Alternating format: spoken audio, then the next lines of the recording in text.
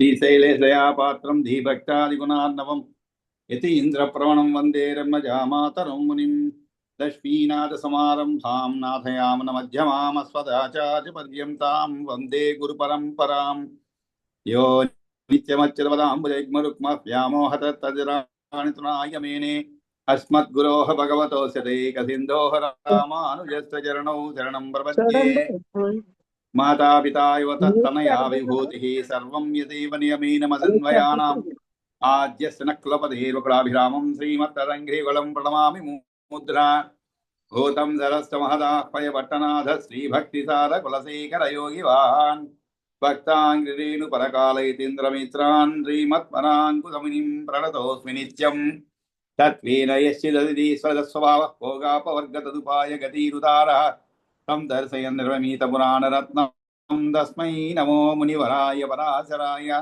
హంసే షడ్భిः సమాకీర్ణం నాంగైర్వేదమివాపరం పురాణం వైష్ణవం చక్రే యస్తం వందే పరాశరం వ్యాసం వసిష్ఠనప్తారం శక్తే పౌత్రమకల్మషం పరాశరాత్మజం వందే సుగదాతం తపోనిధిం వ్యాసాయ విష్ణురూపాయ వ్యాసరూపాయ విష్ణవే నమో వై బ్రహ్మనిధయే వాసిష్ఠాయ నమో నమః పురాణం వైష్ణవం చైత సర్వగిల్బిషనాశనం విశిష్టం సర్వశాస్త్రేభ్యః పురుషార్థోపపాదనే భారతే భగవద్గీతా ధర్మశాస్త్రేషు మానవః వేదేషు పౌరుషం సూక్తం పురాణేషు చ వైష్ణవం తత్కర్మయన్న బంధాయ సా విద్యాయా విముక్తయే ఆయాసాయ పరం కర్మ విద్యాన్యాశిల్పనైపుణం శ్రీవిష్ణుచిత్తపదపంకజ సంగమాయ చేతో మమ స్పృహయతే కిమతః పరేణ नो चेन्ममापीयति श्रीकरभारतीनां भावः कथं भवितुमर्हति वाग्विदेया नारायणं नमस्कृत्य नरं चैव नरोत्तमं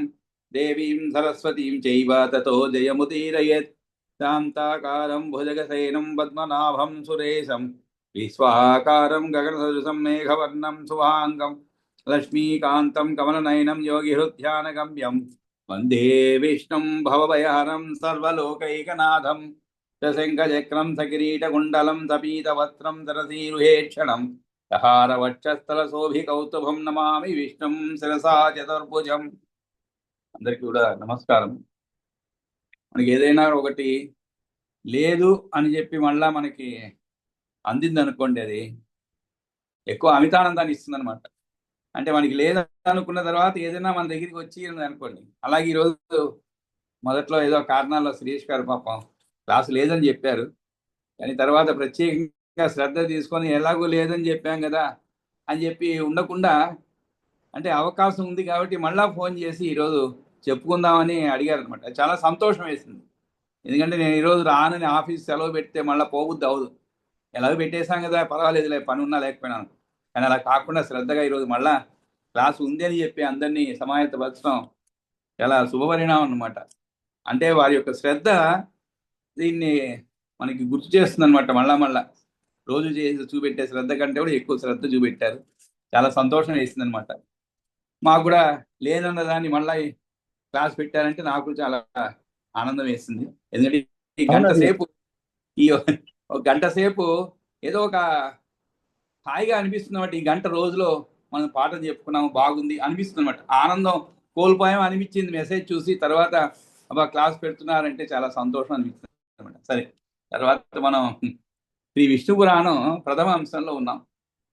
అది కూడా 19వ అధ్యాయంలో ఉన్నాం అనమాట. 19వ అధ్యాయంలో కూడా ఇంతవరకు జరిగినటువంటి కథ ఒక 32 శ్లోకాల వరకు పూర్తి చేసుకున్నాము.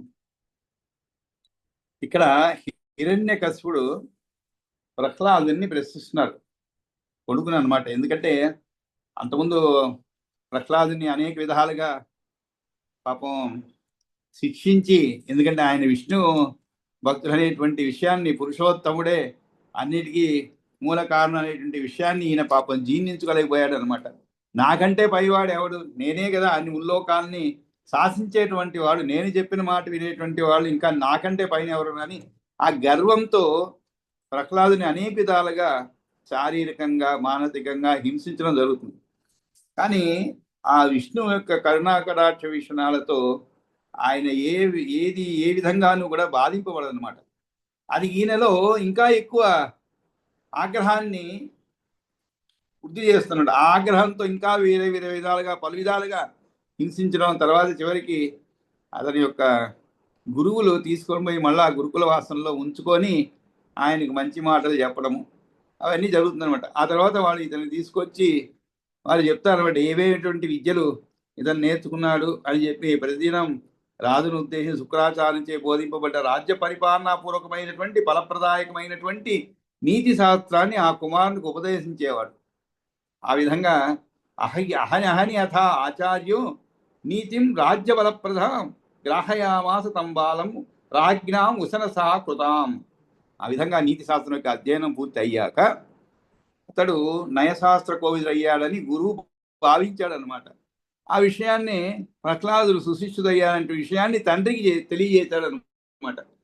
ఆ తండ్రికి తెలియజేసిన తర్వాత హిరణ్యకశిపుడు ఏం చేశాడంటే ఆ యొక్క ప్రహ్లాద భూపాలుగిన రాజు మిత్రుల పట్ల ఎలా వ్యవహరించాలి అంటే వాళ్ళు వివరించగానే నిజంగా వాళ్ళు చెప్పారా లేదా, లేదు గురువులు ఇతన్ని రక్షించేందుకోసం ఈ విధంగా చెప్తున్న విషయాన్ని పరీక్షించేందుకోసము అతను ఏ మాత్రము విద్య నేర్చుకున్నాడు ఏమి కదా అనేటువంటి విషయాన్ని పరీక్షించేందుకు హిరణ్యకశిపుడు అడుగుతాడనమాట. నిత్రేషు వర్తేత కథం హరివర్గేషు భూపతి ప్రహ్లాద త్రిషు కాలేషు మధ్యస్థేషు కథం చరేత్. రాజు అంటే వీళ్ళు చెప్పారనమాట ఏమని, రాజ్య పరిపాలనాపూర్వకమైన ఫలప్రదాయకమైన నీతి శాస్త్రాన్ని నేర్చుకున్నాడని. కాబట్టి సిలబస్లోనే ప్రశ్నలు వేస్తున్నాను, అవుట్ ఆఫ్ సిలబస్ కాదు. ఆయన నేర్చుకున్నటువంటి విషయాల్లోనే సిలబస్లోనే కొన్ని ప్రశ్నలు వేసి సమాధానం రాబట్టుకోవాలనుకుంటున్నాను అనమాట హిరణ్యకశిపుడు. అందుకని ఆ క్రమంలో ఇటువంటి ప్రశ్నలు వేయడం జరుగుతుంది అనమాట. ఏమిటి ఆ ప్రశ్న? మొదటి ప్రశ్న, భూపాలుగినటువంటి రాజు మిత్రుల పట్ల ఎలా వ్యవహరించాలి, అంటే మిత్రుల పట్ల కూడా ఎలా వ్యవహరించాలి అనేటువంటి విషయాన్ని కూడా ఒక శాస్త్రం ఉందండి. అదొక శాస్త్రం అనమాట. అంటే మనం కూడా మిత్రుల పట్ల ఎలా ఉండాలి, అది ఎందుకంటే మిత్రుల పట్ల ఎక్కువ జాగ్రత్తగా ఉండాలండి శత్రువులు కంటే. ఎందుకంటే మిత్రత్వాన్ని కోల్పోకూడదు అనమాట మనం. కాబట్టి మనం ఎవరితో అయినా స్నేహం చేసినప్పుడు స్నేహాన్ని చెయ్యడం అత్యంత సులభం అండి, కానీ కాపాడుకోవడం అంత కష్టమైంది ఇంకోటి లేదు. ఎందుకంటే అనుక్షణం కూడా తగిన జాగరూకతతో వాళ్ళతో మెలుగుతూ ఉండాలన్నమాట. వాళ్ళ మనసుకి ఎటువంటి కష్టాన్ని కలిగించకూడదు. మనం అంటుంటాం చాలా ఏమంటారు తిక్కు స్నేహం అండి అంటుంటారు, కానీ ఎంత తిక్కు స్నేహం అయినా కూడా ఒక్కోసారికి మనసు విరిగిపోతుండే అలాగే సందర్భాలు ఉంటాయన్నమాట. ఆ విధంగా అంటే కొన్ని ఏమంటారంటే మనం చెప్పినది వాళ్ళు వేరే విధంగా అర్థం చేసుకోండి, అపార్థం అంటారు అనమాట. అపార్థం అంటే ఏమిటి, మనం చెప్పింది వేరే అర్థంలో చెప్తాం, కానీ వాళ్ళు దానికి విపరీతమైన అర్థం తీసుకొని స్నేహాలు విడిపోయే స్నేహాలు కాదు స్నేహబంధాలు కాస్త కూడా తూట్లు పడి చివరికి ఇంకా జీవితంలో ప్రతిరోజు చూడకుండా ఉండలేనటువంటి మొహము కూడా ఇంకా ఏ రోజు చూడకూడదు అనేటువంటి నిర్ణయానికి వచ్చిన అనేక సందర్భాలు ఉంటాయి మన జీవితాల్లో కూడా, అనేక సందర్భాలు ఉంటాయి. కాబట్టి ఇక్కడ మిత్రుల పట్ల ఎలా వ్యవహరించాలి అనేది కూడా ఒక గొప్ప శాస్త్రం అది. శత్రువుల పట్ల ఎలా వ్యవహరించాలి, వాళ్ళ దగ్గర ఎలా మెలగాలి, ఎందుకంటే వాడు శత్రువు, వాడి దగ్గర ఇంకా జాగ్రత్తగా ఉండాలి. ఎందుకంటే వాడు శత్రువు కాబట్టి ఏదైనా మనకి తెలియకుండా అపవాదు కాదు మనం ఏదైనా చిల్లో పలికామనుకోండి, దాన్ని నెమ్మదిగా ఆ శత్రుత్వాన్ని పెంచుకొని చివరికి మనల్ని నాశనం చేసేంత వరకు నిద్రపోరు శత్రువులు. కాబట్టి వాళ్ళతో ఎలా మెలగాలి, అంతేకాదు 3 కాలాల్లోనూ కూడా మధ్యస్థుల విషయంలో ఎలా ప్రవర్తించాలి. క్లాద త్రిషు కాలేషు మధ్యస్థేషు కథం చరేత్. కాబట్టి ఈ విధంగా కొన్ని ప్రశ్నలు వేస్తున్నారన్నమాట ఆయన్ని. వీటన్నిటికీ సమాధానం చెప్పమని చెప్పి ఎలా ఉండాలి, ఎవరితో ఎలా మెలగాలి, ఏమిటి అనేటువంటి విషయాన్ని అడుగుతున్నారు అనమాట. అంతేకాదు కథం మంత్రిషు అమాత్యేషు బాహ్యేషు అభ్యంతరేషు చారేషు పౌరవర్గేషు సంకితేషు ఇతరేషు సంకితేషు ఇతరే అంటే మంత్రులందు అమాత్యులందు అంతఃపురానికి వెలుపల ఉండే సేవకులందు అంతఃపురంలో ఉండే రాజభటుల ఎందు గూఢచారుల ఎందు పురప్రజా సమూహముల ఎందు బలవంతంగా దాసులుగా చేయబడ్డ కింకరుల ఎందు తదితరుల ఎందు రాజు ఎలా వ్యవహరించాలి అనేటువంటి విషయాన్ని అడుగుతున్నాడు. ఆ తర్వాత కృత్య అకృత్య విధానేషు దుర్గ ఆటవిక సాధనే ప్రహ్లాద కథ్యతాం సమ్యక్ కథా కంటక శోధనే. కంటక శోధనే, శోధనం అంటే ఏమిటి, ఏరిపారేయడం. కంటకం అంటే ముళ్ళు అండి. ముళ్ళు అంటే ఇక్కడ కాలికి తగిలేండి, కాలికి గుచ్చుకునే ముళ్ళు కాదు. ముళ్ళు అంటే అరిచోర వర్గాలను, అరిచోర వర్గాలను, అరి అంటే శత్రువులు అనమాట. కాబట్టి వాళ్ళతో ఎలా మెలగాలి, వాళ్ళని ఎలా ఏరి పారవేయటందు రాజు ఎలా చక్కగా ప్రవర్తించాలో చెప్పు అని చెప్పి ఆయన అడుగుతున్నాడు అనమాట. కాబట్టి శత్రువులతో సంధి విగ్రహం అంటే యుద్ధము మొదలైన వాటి అందు ఎత్తన ఏమి చేయవచ్చును, ఏమి చెయ్యరాదు అనే విషయం నిర్ణయించుట, లేదా కృత్యాహ అంటే శత్రువుల చేత విడదీయబడేవారు, తేషాం అకృత్య విధానం అంటే వేద్యములుగా చేయబడుకుండుట, దుర్గ పర్వత ఉదకములు వీటిని చెరువు లేకుండా గట్టిపరచుట, చెరుపు లేకుండా గట్టిపరచుట, ఆటవికులు అంటే మహారణ్యంలో నివసించేవారు, పులిందులు అంటే మ్లేచ్చులు మొదలైన వారు సాధనం తమకు లొంగి ఉండినట్లుగా చేసుకోవడము, కంటకాహ అంటే ముండ్లు అంటే దొంగలు లేక రహస్యముగా ఉండే శత్రువులు, వారిని శోధనం అంటే తొలగించడం. ఇవన్నీ ఎలా నడుపుతాం. అందుకే మనం ఇప్పుడు కూడా మనం అంటే ఒక సందర్భంలో చదివాను అనమాట. ఎంతటి అంతరంగిక స్నేహితులు అంటుంటాం. అంటే మన మనస్సుని పూర్తిగా విప్పి వాళ్ళ ముందు పరిచివేయడం అనమాట. మనస్సుని పరిచివేస్తాం. ఇంక మన దగ్గర ఏం దాపరికం లేకుండా చెప్తూ ఉంటాం. అది చాలా దోషపూరితమైనటువంటి చర్య అండి. అది అంటే ఏమిటి, మనం ఎవరి దగ్గర కూడా మన వ్యక్తిగత జీవితాలు కానీ వాళ్ళతో ఎంత చక్కటి స్నేహం ఉన్నా, తిక్కటి స్నేహం ఉన్నా, ఏదైనా కానివ్వండి, అటువంటి వ్యక్తిగత జీవితాల గురించి మరీ ఎక్కువగా ఒకరితో పంచుకోవటం అనేది చాలా ప్రమాదంతో కూడుకున్నదనమాట. ఎందుకంటే ఈరోజు చాలా చక్కటి స్నేహం ఉండవచ్చు, కానీ ఆ స్నేహము వికటించినప్పుడు మనం ఏదైతే వాళ్ళతో పంచుకున్నామో, ఎటువంటి అంతరంగిక విషయాలు పంచుకున్నామో అవన్నీ కూడా వాళ్ళు మనల్ని బలహీనలు చేసేందుకు ఉపయోగించుకుంటారు. అందుకే ఎంతటి స్నేహమైనా కూడా కొన్ని విషయాలు మనలోనే దాచుకోవాలి. ఇది చాలా సందర్భాల్లో అందరూ చెప్పేటువంటి మనం కూడా చూస్తూనే ఉంటాం, పేపర్లో చూస్తూ ఉంటాం. అటువంటి సంఘటనలు వాళ్ళ బలహీనతగా ఉపయోగించుకొని వాటిని తెలుసుకున్న విషయాలని కానీ, పంచుకున్న విషయాలు కానీ వాళ్ళని చాలా ఇబ్బందులు పెట్టేటువంటి సంఘటనలు జరుగుతున్నాయి. ఎందుకు వచ్చింది, సందర్భం వచ్చింది కాబట్టి మనం చెప్పుకున్నాం అనమాట. కాబట్టి కథం మంత్రిషు అమాతీషు దైవి కృత్యాకృత్య విధానేషు దుర్గ ఆటవిక సాధనే ప్రహ్లాద ఖచ్చితాం సమ్య తథా కంటక శోధనే. అంతేకాదు ఏతచ్చ అన్యశ్చ సకలం అధీతం భవతా యథా తథా మే ఖచ్చితాం జ్ఞాతుం తవేచ్ఛామి మనోగతం. ఇంతేకాదు అంటే నేను పైన సిలబస్ లోపల అడిగినటువంటి 4 ప్రశ్నలే కాదు, ఇంకా కూడా నువ్వు చదువుకున్నటువంటి సిలబస్లో ఇంకా ఏదైనా చెప్పదగినటువంటి విషయాలు ఉంటే వాటిని కూడా చెప్పమని చెప్పి అడుగుతున్నానట. ఏతచ్చ అన్యశ్చ సకలం అధీతం భవతా యథా తథా మే ఖచ్చితాం జ్ఞాతుం తవ ఇచ్చామి మనోగతం. కాబట్టి ఇది కాకుండా నీవు చదివింది ఇంకా ఏదైనా ఉంటే దానినంతా కూడా నాకు వివరించు, నీ మనసులో ఉన్నదంతా కూడా నేను తెలుసుకోవాలని కోరుకుంటున్నాను అని కుమారుణ్ణి ప్రశ్నిస్తాడనమాట. ఏదచ్చ అన్యచ. కాబట్టి ఆ విధంగా ప్రశ్నించినప్పుడు ఇక్కడ 3 కాలాలని చెప్తారు. అంటే ఏమిటి, అభివృద్ధి దశ, సమదశ, క్షీణ దశ అనమాట. అంటే 3 కాలాలు బలవంతంగా దాసుల కింకర్లు తదితరులందరూ రాజు ఎలా వ్యవహరించాలి అనేటువంటి చెప్పి, తరువాత 3 మధ్యస్థుల విషయంలో ఎలా ప్రవర్తించాలి, 3 కాలాల్లోనూ మధ్యస్థుల విషయంలో ఎలా ప్రవర్తించాలి అని అడుగుతారనమాట. 29వ శ్లోకంలో చెప్పారు. కాబట్టి ఈ 3 కాలాలు ఏమిటి, అభివృద్ధి దశ, సమదశ, క్షీణ దశ అనమాట. మిత్రులు అంటే 3 రకాలు. ఎవరు వాళ్ళు, సహజులు, ప్రాకృతులు, కృత్రిములు అని పేరు అని అనమాట. ఇక్కడ సహజులు ఎవరు, మేనమామ బిడ్డలు సహజులు. తర్వాత శత్రువుకు శత్రువులు, శత్రువులు అంటే మనకి మిత్రులండి. కాబట్టి వాళ్ళు మిత్రులు, బాగా అర్థం చేసుకోండి. మన శత్రువుకి వాళ్ళు శత్రువులు అనమాట. అంటే ఏమిటి, ఆ శత్రువు ద్వారా మనం కూడా కొన్ని విషయాలు మన శత్రువు గురించి తెలుసుకోగలుగుతాం.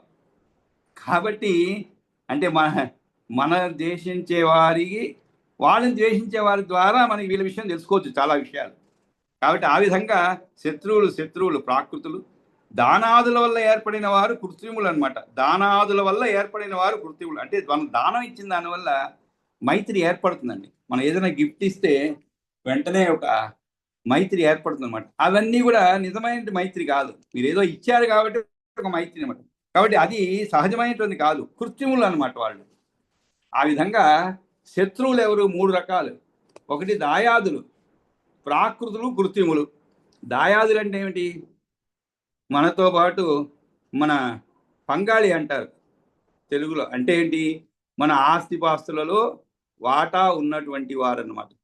ఆ తర్వాత మధ్యస్థులు, వాళ్ళు 3 రకాలు.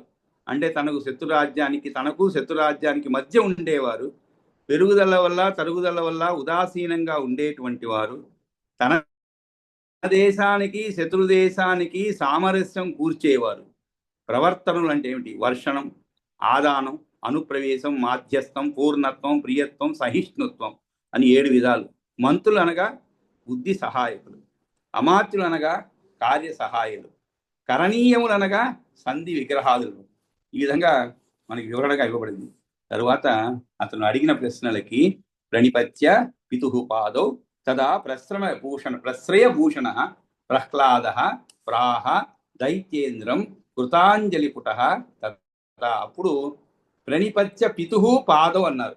అంటే తండ్రి యొక్క పాదాలకు నమస్కరించి ఏ విధంగా ప్రశ్రయ భూషణ అన్నారు. ప్రశ్రయ అంటే ఏమిటి? ప్రశ్రయ అంటే వినయం అన్నమాట. వినయమే భూషణం కలిగిన అని అర్థం. ప్రశ్రయ భూషణ అంటే వినయమే ఆభరణంగా కలిగినటువంటి ప్రహ్లాద ప్రాహ పలికాడు. ఎవరితో? దైత్యేంద్రం కృతాంజలిపుట తథా.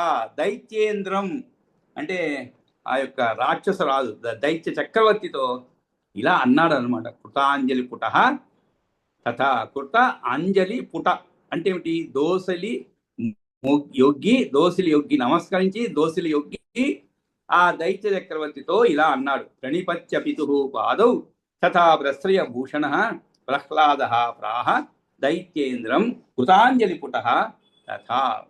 ఈ విధంగా ఇప్పుడు ఏమని? మమోపదిష్టం సకలం గురుణా నాత్ర సంశయ గృహీతం చ మయా కింతు నా సదేతన్మతం మమ నా సత్ ఏతత్ మతం మమ నా సత్ ఏతత్ మతం మమ. చాలా ఎలాగంటే నిర్మోహమాటంగా బలుగుతున్నాడు తండ్రితో. ఒకసారి తండ్రి అయినా కూడా కొన్ని విషయాల్లో నిర్మోహమాటంగా ఉండాలి. నిర్మోహమాటంగా ఉండాలి. మొహమాటం అంటే ఏమిటి? సిగ్గుపడడం అని అర్థం. నిర్మోహమాటంగా అంటే ఏమిటి? ఎటువంటి సిగ్గు లేకుండా. నిర్మోహమాటము అంటే ఎటువంటి సిగ్గు లేకుండా, మొహమాట పడకుండా ఉన్నది ఉన్నట్లుగా చెప్పడం, పలకడం అన్నమాట. కాబట్టి ఈయన మమ ఉపదిష్టం సకలం గురుణ నా అత్ర సంశయ. ఇక్కడ సందేహమే లేదు. దేనికి? మమ ఉపదిష్టం సకలం గురుణ అంటే నాకు గురువు నాకు సమస్తము కూడా ఉపదేశించాడు. ఇందుకు కించిత్ కూడా సందేహము లేదు. నా అత్ర సంశయ, ఇక్కడ కొంచెం కూడా సందేహము లేదు. గృహీతం చ మయా కింతు నా సత్ ఏతత్ మతం మమ. నేను కూడా సకలం గ్రహించాను, ఆయన చెప్పిందంతా కూడా విన్నాను, గ్రహించాను. అయితే ఒక్క విషయం, ఈ నీతి మంచిది కాదు అని నా అభిప్రాయం. కింతు నా సత్ ఏతత్ మతం మమ. సత్ అంటే ఏమిటి? సత్యము, నిజము. నా సత్ అంటే ఇది నిజము కాదు. కింతు అంటే కానీ అని అర్థం. అంటే ఏమిటి? గృహీతం చ మయా అని చెప్పిందంతా స్వీకరించాను, కానీ కింతు నా సత్ ఏతత్ మతం మమ, కానీ ఇది మంచిది కాదని నా అభిప్రాయం. ఈ నీతి ఏదైతే నేను నేర్చుకున్నానో ఆ నీతి మంచిది కాదు అనేటువంటిది నా అభిప్రాయము అని చెప్తున్నాడు. మరి ఎందుకని అది మంచిది కాదు అంటే, ఇప్పుడే వినయమే ఆభరణంగా కలిగిన ప్రహ్లాదు తండ్రి పాదాలకు నమస్కరించి చేతులు జోడించుకొని ఉండి దైత్యేంద్రుడు ఇట్లా అన్నాడు. ప్రహ్లాదు చెప్తున్నాడు, గురువు గారు సమస్త నీతి శాస్త్రాన్ని ఉపదేశించారు, ఇందులో సందేహించవలసిన అవసరం లేదు. నేను కూడా మొత్తం నేర్చుకున్నాను, కానీ ఇది నా దృష్టిలో సరి అయినది కాదు. మరి ఏమిటి? సామచ ఉపప్రదానం చ భేదదండౌ తథా అపరౌ ఉపాయాః కథితాః సర్వే మిత్రాదీనాం చ సాధనే. ఇవన్నీ కూడా ఏమేమిటి? సామోపాయము, సామ చ ఉపప్రదానం. సామచ ఉపప్రధానం అంటే ఏమిటి? దాన విధానం. ఉపప్రధానం అంటే దాన విధానము. భేదదండోపాయాలు తథా అపరో, ఈ ఉపాయాలన్నీ కూడా నాకు బోధించబడ్డాయి. కానీ ఇవన్నీ కూడా మిత్రాదులను ఉపాయా కథితా సర్వే మిత్రాదీనాంచ సాధనే. ఇవన్నీ దేనికి ఉపయోగపడతాయండి? ఇప్పుడు మనం చాలా కష్టపడి తీయగా మాట్లాడుతున్నాం పక్కింటి వాళ్ళతో, ఎదురింటి వాళ్ళతో. ఎందుకని? వాళ్ళతో స్నేహం పెంచుకుంటే ఏదో ఒక రోజు మన పనికి వస్తారు. మన ఊర్లో లేదు, ఎక్కడో పోయాము, ఏమండి మా ఇంట్లో కాస్త కన్ను వేసి పెట్టండి, తలుపులు అన్నీ సరిగా ఉన్నాయా, తాళం ఎవరు పగలగొట్టలేదుగా, మేము లేము కదా ఊర్లో, ఇలా కాస్త అడిగి తెలుసుకునేది ఉపయోగపడతారనమాట. కాబట్టి మనం ఏది చేసినా కూడా స్నేహాన్ని సంపాదించుకోవటంలో కాస్తో కూస్తో వెంటనే కాకపోయినా కూడా భవిష్యత్తులో ఏదో ఒక స్వార్థ చింతన అనేది ఉంటుంది మన మనసులో. కాకపోతే దాన్ని వెంటనే ఉపయోగించుకోకపోవచ్చు. ఏదైనా మన చేతిలో ఉన్న ఆయుధాన్ని వెంటనే ఉపయోగించుకోకపోవచ్చు, కాలక్రమేణా ఉపయోగపడుతుంది. కాబట్టి నీవు ఏదైతే చెప్పావు, ఈ నేర్చుకున్నటువంటిది ఏమిటి? సామోపాయం, దాన విధానం, భేదదండోపాయాలు, ఇవన్నీ కూడా నాకు బోధించబడ్డాయి. కానీ ఇవన్నీ ఎందుకు? మిత్రాదులను తన వశంలో ఉంచుకోవడానికి చెప్పబడ్డ మార్గాలు. ఉపాయా కథితా సర్వే మిత్రాదీనాం చ సాధనే, మిత్రాదీనాం చ సాధనే. కాబట్టి ఈ కోపించిన వాడిని పొగడటం మొదలు వాడిని ఉపయోగించి తన వైపు తిప్పుకోవడం సామము అని ఉపాయం అనమాట. సామం అంటే ఉపాయం ఉంది, అది ఒక ఉపాయం. అది దేనికది? కోపించిన వాడిని పొగడటం మొదలు వాడిని ఉపయోగించి తన వైపు తిప్పుకోవడం అన్నమాట. ఐకమత్యంతో ఉన్న వారిలో భయాన్ని పుట్టించడం ద్వారా విడదీయడం భేదోపాయం. అంటే ఒకసారి మనం కూడా ఆలోచిస్తూ ఉంటాం, ఎవరో పక్క వాళ్ళు ఎవరో బాగా స్నేహంగా ఉన్నారనుకోండి, మన పక్కింటి ఆమెను ఎదురింటి ఆమె స్నేహంగా ఉన్నారు, కానీ వాళ్ళిద్దరూ ఎవరు మనతో అంత స్నేహంగా మాట్లాడతారు. హలో అంటే హలో అంటే, పొద్దున్న లేచి బయట కనబడితే బాగున్నారండి. అప్పుడు మన మనసులో ఏముంటుంది? అబ్బా వీళ్ళు ఇంత చాలా దగ్గరగా ఉన్నారు కదా, వీళ్ళని ఏదో కలుగా విడదీస్తామనుకో, అప్పుడు వాళ్ళిద్దరూ నన్ను కలుసుకుంటారు, అప్పుడు నా దీనిలో ఉంటారు అనేటువంటి ఒక దుర్బుద్ధి పుడుతూ ఉంటుంది.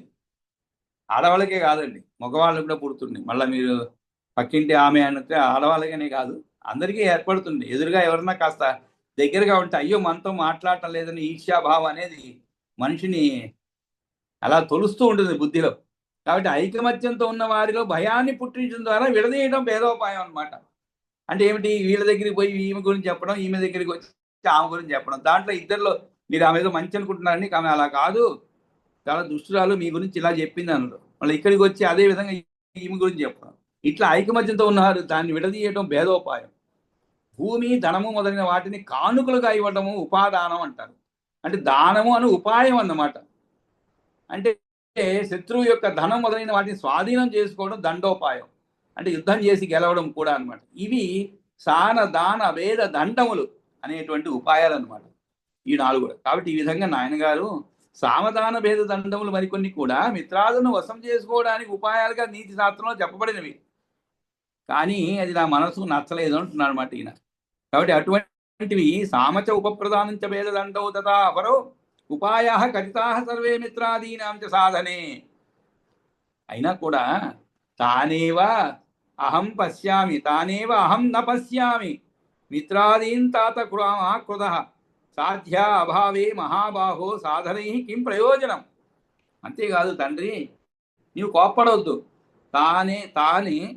తానేవ అహం న పశ్యామి మిత్రాదీన్ తాత. కాబట్టి నాకు ఎవరిని చూసినా కూడా మిత్రులనే ఆపేక్షే కలుగదు. తాని ఏవ అహం న పశ్యామి మిత్రాదీన్ తాత అంటే తండ్రి అని అర్థం. మా కృధ అంటే ఏమిటి? కోపం వద్దు. నాకు ఎవరిని చూసినా కూడా తండ్రి కోపం చేయకు, నాకు మిత్రాదులు ఎవరూ లేరు, నేను ఆ విధమైన దృష్టితో చూడటం లేదు. అంటే ఏమిటి? మిత్రాదులు లేరు అంటే శత్రువులు లేరు అనే కాదండి. ఒక 100 మంది ఉంటారు, 100 మందిలో 99 మందిని మీరు మిత్రులుగా చూడొచ్చు, కానీ ఒకడైనా ఉంటాడు శత్రువు. కాబట్టి నాకు అసలు అటువంటి భావనే లేదు. నాకు ఎవరిని చూసినా మిత్రులు అనే అపేక్షే కలుగుదు. అంటే ఏమిటి? అమిత్రులు అనే ఉపేక్ష ఉండదు. అమిత్రులు అంటే శత్రువులు అనేటువంటి ఉపేక్ష అంటే ఏమిటి? సరిగా చూడకపోవడం, నెగ్లెక్ట్ చేయడం. ఇంగ్లీష్లో కొన్ని పదాలు మనం ఇంగ్లీష్లో చెవిలో పడితేనే బాగా అర్థమవుతుంది. నెగ్లెక్ట్ చేయడం, ఆ పదానికి బాగా అర్థం స్ఫురిస్తుంది అనమాట మనకి. ఎందుకంటే అంతగా వాడుకలో ఉండిపోయినటువంటి పదాలు. నెగ్లెక్ట్ చేయడం, లెక్క చేయడం అంటారు. నెగ్లెక్ట్ లెక్క చేయకపోవడం నెగ్లెక్ట్ చేయడం. కానీ లెక్క చేయకపోవడం కొంతమందికి అర్థం. నెగ్లెక్ట్ చేస్తున్నా అంటే అర్థం. కాబట్టి ఉపేక్ష ఉండదు. అటువంటప్పుడు మహాబాహు సాధ్యమే లేనప్పుడు సాధనాల వల్ల ప్రయోజనం ఏముంటుంది? సాధ్య అభావే మహాబాహో, ఓ మహాబాహో, సాధనై కిం ప్రయోజనం? సాధనం నుండి ఏం ప్రయోజనం? సాధ్య అభావే అన్నారు. చాలా చక్కగా చెప్పండి. మనకి ఏదైనా సాధించాలి అన్నప్పుడే మనకి దానికి కావలసినటువంటి సాధనములు అవసరం ఉంటుందండి. ఉదాహరణకు ఒక పెద్ద రాయి ఉంది వాకిట్లో, రోజు చూస్తూనే ఉంటారు రాయిని. దాంతో మనకి పని లేదు, మనం పాటు మనకి పోయి వస్తున్నాం అంతే. ఉన్నట్టుండి మనం కారు కొనుక్కున్నాం, కొత్త కారు వాకిట్లో పెట్టాలి, ఒక బండ ఉంది. ఇప్పుడు మీకు సాధనం గురించి ఆలోచించాలి. ఎందుకంటే ఆ బండను పక్కకు జరపాలి, జరిపి ఆ ప్లేస్లో షెడ్ వేయాలి, ఆ షెడ్ కింద మన కారు రాజ టీవీతో నిలబడాలి. ఇలా అనేక ఉంటాయి రెండు ఉదాహరణలు. మన మనసు రోజున ఉదాహరణ చెప్తున్నాను. ఎందుకంటే సాధ్యం లేనప్పుడు సాధనం గురించి ఎందుకు మనకి ఆలోచన లేదు, దాని గురించి లేదు, ఆలోచనే లేదు. మనకి డబ్బుతో అవసరం ఎప్పుడు వస్తుందండి? మనసులో ఎక్కడో కోరికలు ఉంటేనే. హాయిగా సైకిల్ వేసుకుని తిరిగే వాళ్ళు తిరుగుతూనే ఉన్నారు, 2 వీలర్లో తిరిగే వాళ్ళు తిరుగుతూనే ఉన్నారు. మనకి ఉన్నట్టుండి ఒక కారు కొనుక్కోవాలని అనిపిస్తుంది. కారు కొనుక్కోవాలంటే దానికి సాధనాలు, తైలము అంటే డబ్బు కావాలి. ఆ డబ్బు కావాలంటే ఏదో ఒకటి చెయ్యాలి, ఏదో ఒకటి అంటే కృషి చేయాలి సంపాదనకు. లేదు బ్యాంక్ వాళ్ళు ఉంటారు, మీ పేరు చూడంగానే మెసేజ్ వచ్చేస్తుంది, are you willing to have a loan for car loan అని. వెంటనే వాడికి ఫోన్ చేస్తే కారే తీసుకొచ్చి పెడతాడు. అటువంటి రోజులు ఇప్పుడు. మీరు కారు కూడా వాటిలో తీసుకొచ్చి పెడతారు. అంటే ఇక్కడ ఎందుకు చెప్తున్నా అంటే, మనం సాధించవలసింది అనేది ఏదైనా ఉంటేనే సాధనాలతో ఆలోచిస్తాం. మనకి ఏం అవసరం లేదు, హాయిగా జీవితం అయిపోయింది, ఇంకా 65 సంవత్సరాలు ఇంకా ఉన్న సైకిల్ 2 వీలర్తోనో కాలం గడిపేద్దాం అనుకున్నాం అనుకోండి, ఇంకే మనకి సాధనాలు ఏమి అవసరం లేదు, ఉన్న పెన్షన్ చాలు, వేరే దాని గురించి ఆలోచించవలసిన లేదు. కాబట్టి మహాబాహు సాధ్యమే లేనప్పుడు సాధనాల వల్ల ప్రయోజనం ఏముంటుంది కనుక తానేవాహం న పశ్యామి మిత్రాదీన్ తాత మా కృత సాధ్య అభావే మహాబాహో సాధనై కిం ప్రయోజనం సర్వభూతాత్మకే తాత. సర్వభూతాత్మకే అంటే సాధించని పనులు, కార్యాలే లేనప్పుడు వాటి సమకూర్చే ఉపకరణాలు, సాధనాలు, పనిముట్లు సంపాదించుకున్నట్లయితే కలిగే ప్రయోజనం ఏమున్నది చెప్పండి? అంతేకాదు సర్వభూతాత్మకే తాత జగన్నాథే జగన్మయే పరమాత్మని గోవిందే మిత్ర అమిత్ర కథాకుత. ఇంకొక చక్కగా చెప్పండి అండి ఈ మాట. ఇప్పుడు అన్ని ప్రాణుల్లోనూ మీరు ఉదాహరణకి కొంతమంది ఉంటారండి, వాళ్ళ ఇంటికి పిల్లలు వస్తుంటారు. అంటే మన పిల్లవాడు చిన్న వయసు వాడు కాబట్టి పిల్లవాడో మనవాడో ఎవరో ఒకరు, వాడి గురించి ఒక 10 మంది వస్తుంటారు పిల్లలు ఆడుకునేందుకు. కొంతమంది ఉంటారు ఆ వచ్చిన పిల్లవాళ్ళని కూడా సమదృష్టితో చూసేటువంటి తల్లి కానీ తండ్రికి అంతగా ఇవన్నీ పట్టించుకోవాలండి. తల్లి అన్నమాట. ఆ తల్లికి సమదృష్టితో చూస్తూ ఉంటుంది ఆ పిల్లవాళ్ళని, మిగిలిన వాళ్ళని కూడా. అంటే ఏమిటి, తన కొడుకు తన పిల్లవాడి ఆనందం కోసం వాళ్ళు వస్తున్నారు, వీటితో ఆడుతున్నారు, ఆ ఆనందం వీడు పొందుతున్నాడు కాబట్టి వాడిని సమదృష్టితో చూస్తారనమాట. ఆ విధంగా ప్రతి పిల్లవాడిలోనూ కూడా తన కుమారుని చూసుకునేటువంటి ఒక ఔదార్యమైనటువంటి గుణం ఉంటుందన్నమాట. ఉదారమైన గుణం. కొంతమంది ఉంటారే, ఇక్కడ గొడవ చేయొద్దురా, ఇంటికి కొంటారు, అరుస్తూనే ఉంటారు ఎవడైనా ఆడుకునేందుకు వస్తే. ఆ విధంగా మీరు సమదృష్టితో ఉన్నప్పుడు అటువంటి విపరీత భావాలు రావు. అవంతా సమదృష్టి చేసేటువంటి అద్భుతాలు అన్నమాట. అద్భుతం అంటాం మనం. అదేవిధంగా ప్రతి ఒక్కరిలో కూడా మీరు విష్ణుమూర్తిని చూడగలిగితే, ఆ పురుషోత్తముని చూడగలిగితే మీకు మిత్రులు ఎవరు, శత్రువులు ఎవరు? అందరూ నీకు ఒకటే. అందరిలోనూ నీ విష్ణుత్వాన్ని చూడగలుగుతున్నావు, అందరిలోనూ ఆ పురుషోత్తం చూడగలుగుతున్నావు.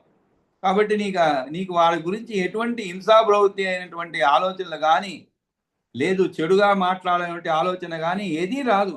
అందరిలో సమభావత్వంతో మెలగలుగుతావు అనమాట.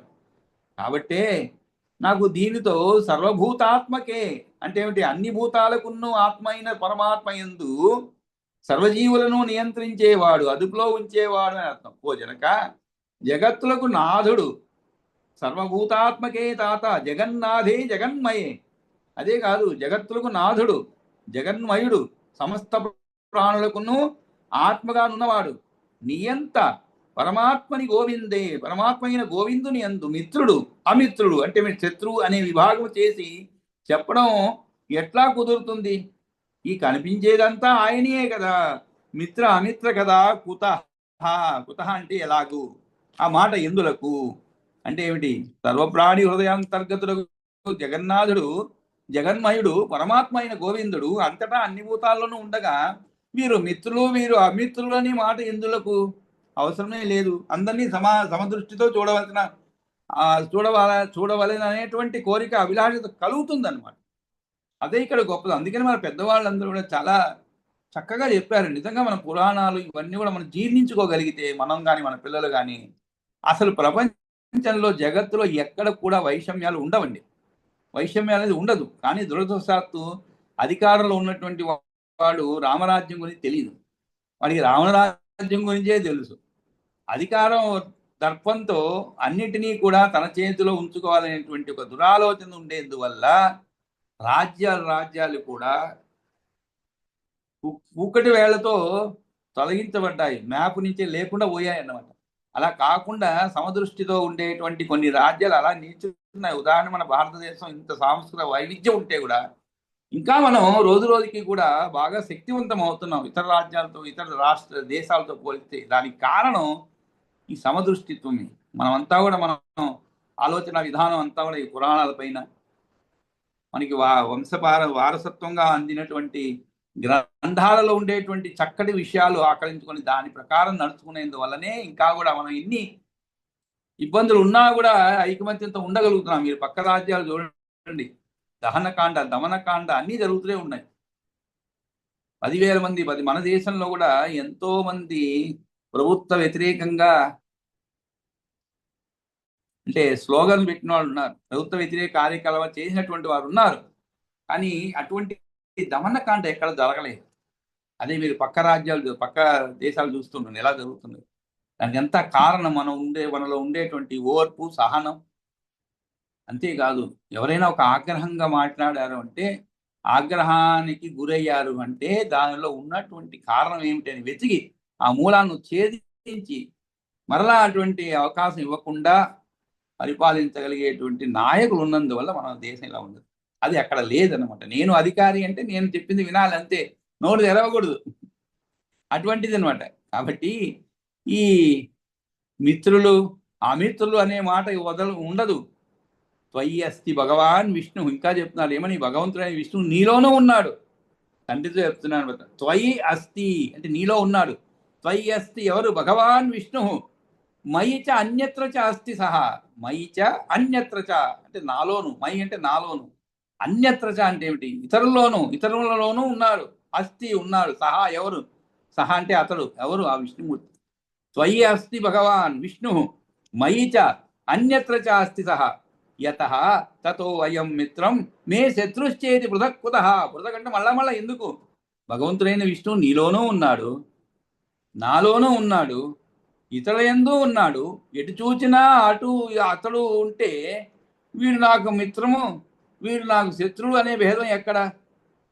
తదేవి అలం అత్యర్థం తదా ఇదం అత్యర్థం దుష్టాంభోక్తి విస్తరై అవిద్య అంతర్గతై యత్న కర్తవ్యతాత శోభనే. తండ్రి అటువంటి అప్పుడు త్వయి అస్తి అంటే అదే వాడు వివరిస్తున్నాడు అనమాట, త్వయి అస్తి అని చెప్పి. ఆ విధంగా వివరించి ఇంకా కూడా విద్యా బుద్ధి అవిద్యాయ విద్య తత ఏవిః అలం అత్యర్థం దుష్టాః అంభోక్తి విస్తరైః అవిద్య అంతర్గతైః యత్నః కర్తవ్యః తాత శోభనే. కాబట్టి తండ్రి అటువంటప్పుడు దుష్టాః అంటే ఏమిటి? చెడ్డవి అంటే రాగము, దేశములతో కూడుకున్నవి అనమాట. దుష్టాః ఏ ఆరంభములు, ఉద్యమములు, ప్రయత్నాలు, కార్యాలు, పనులు, వాటిని గురించిన ఉక్తి విస్తారై అంటే వివరించి చెప్పే నీతి శాస్త్రాలు అలం చాలును. అంటే ఏమిటి? ఏ అంటే కూడుకున్నవి, ఏ అంటే ఆరంభములు, ఉద్యమములు, ప్రయత్నాలు, కార్యాలు, పనులు, వాటిని గురించిన ఉక్తి విస్తారై తద ఏవి అలం అత్యర్థం దుష్టాహ అంభో ఉక్తి విస్తరై. కాబట్టి వీటి గురించి ఏమిటి, ఈ దుష్టములైనటువంటి కర్మలకు సంబంధించిన నీతి శాస్త్రాది వాక్య విస్తారాలతో ఏమి ప్రయోజనం? అవిద్య అంతర్గతై యత్న. కాబట్టి అవిద్యతో నిండి ఉన్న కార్యాలకు ప్రయత్నం చేయడం వల్ల ఏమి లాభము? చాలు చాలు, ఆత్మానందం కోసం ప్రయత్నించడం కర్తవ్యం. కర్తవ్య తాత శోభనే. శోభనే అంటే ఏమిటి? చాలా మంచిది. ఏమిటి మంచిది? ఇటువంటి యుక్తి విస్తార వివరించి చెప్పే నీతి శాస్త్రాలు అలం చాలును. దృష్ట్వా అంభోక్తి అంటే ఏమిటి? దృష్ట అంటే ఐహిక భోగముల కొరకు అయిన ఆరంభములు శోభనే. నిష్కాముడు దేనిని కోరనివాడు ఆత్మవిద్యందును అని అర్థం. కావున ఓ తండ్రి, దుష్టములైన ప్రయత్నాల గురించి వివరంగా తెలియజేసే అవిద్యలు. అవిద్య అంటే ఏమిటి? అజ్ఞానం. అంటే భగవంతుని గురించి తెలిపేదే జ్ఞానము. ఐహిక భోగాలను వివరించేది అజ్ఞానం. ఐహిక భోగాలు, వాగములైన శాస్త్రాలు వద్దు, చాలు.